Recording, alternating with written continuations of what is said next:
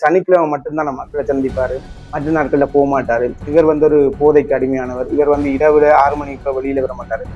6 மணிக்கு வெளியில வர மாட்டாருன்ற கதைக்கு நேற்று முற்றுப்புள்ளி வச்சாச்சு. திருச்சியில நேரடியாக மக்களை போய் சந்திச்சிருந்தாரு தளபதி விஜயன். அது ஒரு உதாரணமாவே எடுத்துக்கொள்ளலாம்.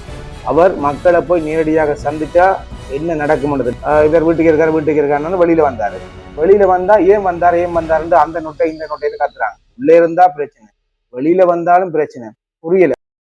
வணக்க மக்களை, நான் விஜயதரன். என்ன பார்க்க போறோம்னு சொன்னா, உங்க எல்லாருக்கும் தெரியும், நேற்று தமிழக வெற்றி கழகத்தின் தலைவரும் நடிகருமான தளபதி விஜயனா வந்து மக்களை நேரடியாக சந்திச்சிருந்தார். உங்க எல்லாருக்கும் தெரியும், அவர் வீட்டுக்கு இருந்து அரசியல் பண்றாருன்னு சொல்லி எதிர்கட்சிகள் விமர்சனம் வச்சு கொண்டிருந்தாங்க. அதுக்கு தளபதி விஜயனா தரப்புல வந்து சொல்லப்பட்ட விடயம் சொன்னா, தளபதி விஜயனா வந்து வெளியில வந்தா பாதுகாப்பு சிக்கல் ஏற்படும்.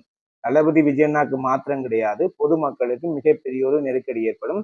எல்லாருக்கும் தெரியும், தளபதி விஜயனா ஒரு பொது இடங்கள்ல வாராருன்னு சொன்னா அது மிகப்பெரிய ஒரு பேசும் பொருளாகவும் மிகப்பெரிய ஒரு மக்களுடைய அன்றாட வாழ்க்கையும் பாதிக்கப்படும். அதன் அடிப்படையில வந்து நேற்று உங்களை எல்லாருக்கும் தெரியும், திருச்சியில நேரடியாக மக்களை போய் சந்திச்சிருந்தாரு தளபதி விஜயனா. அது ஒரு உதாரணமாவே எடுத்துக்கொள்ளலாம்.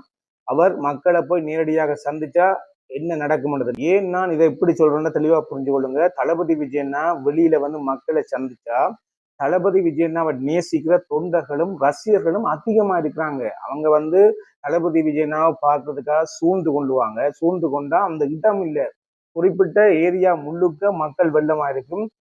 போக்குவரத்துகள், மக்களுடைய அன்றாட வியாபாரங்கள் எல்லாமே பாதிக்கப்படும். அதன் அடிப்படையில வந்து தளபதி விஜயனாவை அடிக்கடி மக்களை வந்து சந்தின்னு சொன்னா இதுதான் நடக்கும். நான் உங்களுக்கு உதாரணத்துக்காக தான் இதை சொல்லி காட்ட விரும்புறேன். தளபதி விஜயனாக்கு எப்படி அரசியல் பண்ணணுமோ அவருக்கு தெரியும். தன்னுடைய பாதுகாப்பு மட்டும் இல்லாம மக்களுடைய பாதுகாப்பையும் யோசித்து அரசியல் பண்ண தளபதி விஜயனாக்கு தெரியும். தெளிவாண்டு புரிஞ்சு கொள்ளுங்க. நேற்று உங்களுக்கு எல்லாருக்கும் தெரியும், மிகப்பெரிய ஒரு சனத்தொகை என்ன சொல்றது, திருச்சி மாநாட்டுல வந்து தளபதி விஜயனாக்கு வரவேற்பு கொடுத்திருந்தாங்க. தளபதி விஜயனா வந்து மக்கள் மத்தியில கிட்டத்தட்ட விரவா நின்று உரையாற்றியிருந்தார். உங்களுக்கு எல்லாருக்கும் தெரியும், அவர் வந்து ஏகப்பட்ட அரசியல் விமர்சகர் என்ற பேர்ல வந்து அவங்க ஒரு தரகர் தான். அவங்க வந்து விமர்சனம் வைக்கிற தளபதி விஜயனா ஓடி போயிடுவாராம். 6 மணிக்குள்ள வீட்டுக்கு போயிடுவாராம். 6 மணிக்கு முதல் மட்டும்தான் நம்ம வந்து அவர் வந்து என்ன சொல்றது, கூட்டம் இது எந்த மீட்டிங் இருந்தாலும் 6 மணிக்கு முதலே முடிச்சுட்டு வீட்டுக்கு போயிருந்துருவாராம். ஏன்னு சொன்னா அவர் வந்து போதைக்கு அடிமையாமன்னு சொல்லியிருந்தாங்க சில விமர்சகர்லாம் பார்த்துருக்கேன். அப்ப நேற்று அதுக்கும் சவுக்கடி. நேற்று கிட்டத்தட்ட இடவிரவா நின்று மக்களா நின்று மக்களுக்கு உரையாற்றிருந்தா தளபதி விஜயனா. உங்களுக்கு எல்லாருக்கும் தெரியும், அவரை வந்து என்னென்ன நீங்க விமர்சனம் வைக்கிறீங்களோ அதுக்கு எல்லாத்துக்குமே தளபதி விஜயனா தன்னுடைய செயல் மூலம் பதில் கொடுத்து கொண்டிருக்காரு. தெளிவான புரிஞ்சுக்கொள்ள, திருச்சி எங்கட கோட்டை என்று சில அமைச்சர்மார் சொன்னாங்க. திருச்சியிலே ஆரம்பிச்சிருக்கு, இறங்கி அடிச்சிருக்கோம். முதலாவது மக்களை சந்திப்பே வந்து திருச்சியில நடைபெற்றிருக்கு. அப்போ ஒவ்வொன்றும் நீங்க சொல்ல தளபதி விஜயனா செய்து கொண்டான் இருப்பாரு. தளபதி விஜயனாக்கு நீங்க என்ன கோட்டை என்றா கூட தளபதி விஜயனாவை வந்து நேசிக்கிறதுக்கு தமிழ்நாடு முழுக்க அதிகமான மக்கள் இருக்காங்க. இதொன்றை புரிஞ்சு கொள்ளுங்க. தளபதி விஜயனா வந்து வெளியில வந்து அரசியல் பண்ணணும் மட்டும் கிடையாது. தளபதி விஜயனா என்னென்ன செய்யணுமோ அவர் தன்னுடைய தொண்டர்களை வச்சு செய்வாரு. தெளிவாண்டு புரிஞ்சுக்கணும். அவர் வெளியில வாரன்னு சொன்னா ஏகப்பட்ட மக்கள் பிரச்சனை, அதாவது மக்களுக்குரிய பாதுகாப்பு பிரச்சனையும் வரும். அவருக்கு பாதுகாப்பு கொடுக்கறது வேற, மக்களுடைய பாதுகாப்பு, அவங்களுடைய அன்றாட வாழ்வியலும் பாதிக்கப்படும். தெளிவாண்டு புரிஞ்சு கொள்ளணும். நீங்க தெளிவா இன்னொன்று சொல்லிடுறேன். தளபதி விஜயன் அரசியல் கட்சி ஆரம்பிச்சு 2 மாநாடுகள் மிகப்பெரிய அளவுல நடத்தியிருந்தாரு. விக்கிரவாண்டி, மதுரை மாநாடு. 2லையும் வந்து லட்சக்கணக்கில் மக்கள் வந்து தளபதி விஜயனா பார்க்க வந்திருந்தாங்க. ஆனா தளபதி விஜயனா ஒரு நடிகர்ன்றதால இவ்வளவு கூட்டம் வருதுன்னு சொல்லி எதிர்கட்சிகள் வந்து விமர்சனம் பண்ணியிருந்தாங்க. அதுக்கு பிறகு வந்து மக்களை போய் சந்திக்கணும்னு சொன்னா என்ன காரணம்னு சொன்னா, தளபதி விஜயனா வந்து அரசியல் தொடர்பான விடயங்களை வந்து தன்னுடைய காரியாலயம், அதாவது அலுவலக காரியாலயத்துக்கு அழைச்சு மக்களுடைய குறைகளை கேட்டு தீர்த்து கொண்டிருந்தாரு. அப்ப எதிர்கட்சிகள் வச்ச விமர்சனம் என்ன சொன்னா, இவர் வந்து வீட்டில இருந்து அரசியல் பண்றாருன்னு சொல்லி விமர்சனம் வச்சாங்க. சரி, நம்ம வந்து என்ன சொல்றது, தளபதி விஜயனா சரி இவங்க இப்படி விமர்சனம் வைக்கிறாங்க, நம்ம அவர் ஒரு தேதி வச்சிருந்து பாரு மக்களை சந்திக்கிற ஒரு தேர்தல் நெருங்குற டைம்ல மக்களை சந்திப்போம்னு சொல்லி ஒரு பிளான் இருந்திருக்கு. ஆனா இவங்க அடிக்கடி விமர்சனம் வைக்கிறதால ஓகே, இவர் வீட்டுக்கு இருக்காருன்னு வெளியில வந்தா ஏன் வந்தாருன்னு அந்த நொட்டை இந்த நொட்டைன்னு கத்துறாங்க. உள்ளே இருந்தா பிரச்சனை, வெளியில வந்தாலும் பிரச்சனை. புரியல. வெளியில வர்றதுக்கு உங்களுக்கு எல்லாருக்கும் தெரியும், வெளியில நாங்க வந்து மக்களை சந்திக்க போறோம்னு சொல்லி காவல் நிலையத்துல போய் அனுமதி கேட்டா காவல் நிலையம் முதல் அனுமதி கொடுக்கல. பிறகு வந்து தளபதி விஜயன் ஒரு அறிக்கை விட்ட உடனே அனுமதி கொடுக்குறோம்னு சொல்லிட்டு கிட்டத்தட்ட 25 நிபந்தனைக்கு மேல வழங்கி, இந்த நிபந்தனை எல்லாம் நீங்க கடைபிடிச்சா மாத்திரம்தான் உங்களுக்கு அனுமதி வழங்குவான்னு சொன்னாங்க. சரி ஓகே, நிபந்தனைக்கு ஓமன்னு சொல்லிட்டு திருச்சியில போய் மக்களை சந்திக்கிறதுக்கு தளபதி விஜயனா வெளிக்கிட்டாரு. தெளிவா புரிஞ்சு கொள்ளுங்க. மக்கள் வந்து கூட்டம் கூட்டமா தளபதி விஜயனா சந்திக்க வராங்க. என்ன சொல்லுங்க, இனி இப்ப மீடியாக்களை பற்றி பேசுவோம். மீடியாக்கள் என்ன செய்யறேன்னு சொன்னா, போய் தளபதி விஜயனாக்கு எதிரானவர்களை இனம் காண்பது, அவர்கள்ட்ட பேட்டி எடுக்கிறது, இல்ல தளபதி விஜயனா ரசிகருடைய தளபதி விஜயனா பார்க்க ஆர்வத்தில் ஓடும் பொழுது வந்து செருப்புகள் எல்லாம் விட்டுருப்பாங்க, செருப்புகளை சூம் பண்ணி எடுக்கிறது. கூட்டம்னு சொன்னா அங்கங்க சேதங்கள் வரும் தானப்பா, சேதங்கள் வராத கூட்டங்கள் எதுவுமே கிடையாது. அதன் அடிப்படையில வந்து அந்த இடங்களை ஜூம் பண்ணி போட்டோ வீடியோக்கள் எடுக்கிறது, இப்படி தற்கொலை கூட்டம்ன்றது, தற்கொலை கூட்டத்துல பாருங்க இப்படி நடக்குதுன்றது புரியவே இல்லை எனக்கு ஒன்றும். நான் வேற எந்த நிகழ்ச்சிகள்லையும் இவ்வாறான கூட்டங்கள்லையும் எந்த இதுவும் நடந்தது இல்லையா. ஆனா அந்த ஒரு கூட்டங்கள்ல வந்து இப்படியான என்ன சொல்றது எடுத்து காட்டுற இல்லை மீடியாக்கள். தளபதி விஜயண்ணாவுக்குன்னு சொல்லி உண்மையா ஆதரவான ஜெனிவனான ஒரு மீடியாக்கள் இருக்காங்க, அது ஓகே, நேர்மையா அவங்க யாருடைய கருத்தையும் நேர்மையா போடுறவங்க. ஆனா ஒரு சில மீடியாக்கள் வந்து இதுக்குன்னு இறக்கி விடப்பட்டிருக்கு, அவங்க திட்டமிட்டு இந்த வேலையை செய்வாங்க. அந்த கூட்டத்துல வந்து இப்ப சொல்றீங்க தானே ஏகப்பட்ட குற்றச்சாட்டுகள் செய்றீங்களோ, அது திட்டமிட்டு வேற கட்சிகளுடைய உறுப்பினர்களே செய்து கொண்டு அவர்களுடைய சார்ந்த என்ன சொல்றது தொலைக்காட்சி மீடியாக்களே வந்து அதை எடுத்து ஒளிபரப்பு செய்யறாங்க தளபதி விஜயனா பேரை கெடுக்கிறது. திட்டமிட்டு ஒவ்வொரு தளபதி விஜயனாக்கு அனுமதி கொடுக்க மாட்டாங்க. ஆனா வெளியே சொல்லுவாங்க மக்களை சந்திக்கல, மக்களை சந்திக்கணும், மக்களை சந்திக்க போய் அனுமதி கேட்டா அனுமதி தர மாட்டேன்னுவாங்க. அதுதான் அரசியல். தெளிவா ஒன்று புரிஞ்சுக்கணும். தளபதி விஜயனா அவருக்கு பயம், அவர் வெளியில வந்தா அவர் வீட்டுக்கான் இருப்பாரு, வெளியில வர மாட்டான்னு சொன்னாங்க. சரி நான் வெளியில வரேன்னு சொன்னா அனுமதி கொடுக்க மாட்டாங்க. சரி தளபதி விஜயன் அறிக்கையை விட்டு அனுமதி கொடுத்தாங்க.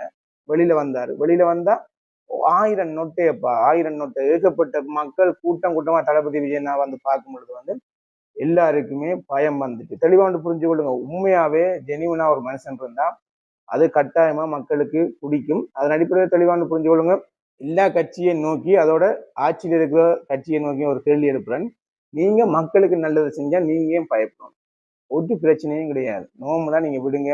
என்ன பிரச்சனை, என்ன எந்த கொம்பன் வந்து என்ன பிரச்சாரம் பண்ணா கூட நீங்கள் செய்த நல்லது வந்து மக்களுக்கு தெரியும். புரியுதா? நீங்க மக்களுக்கு நல்லது செய்யலைன்னா பயப்படத்தான் வேணும், தடை போடத்தான் வேணும், அவரை அமர்த்தத்தான் வேணும், என்ன வேணாலும் பண்ணியாவது நீங்க திருப்பியும் ஆட்சிக்கு வரணும்ன்றதுக்காக முயற்சி செய்யலாம். நீங்க தான் மக்களுக்கு நல்லது செஞ்சாக்கள் இல்லை. அப்படியே தளபதி விஜயனாக்கு இவ்வளவு முட்டுக்கட்ட போடுறீங்க? போட வேண்டிய அவசியம் இல்லையே.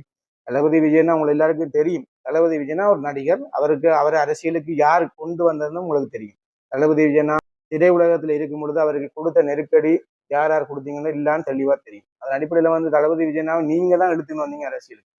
வந்தா பிறகு வந்து நொட்டுது நொடுங்குன்னா ஒன்றும் செய்ய முடியாது. தெளிவா ஒன்று புரிஞ்சு கொள்ளுங்க.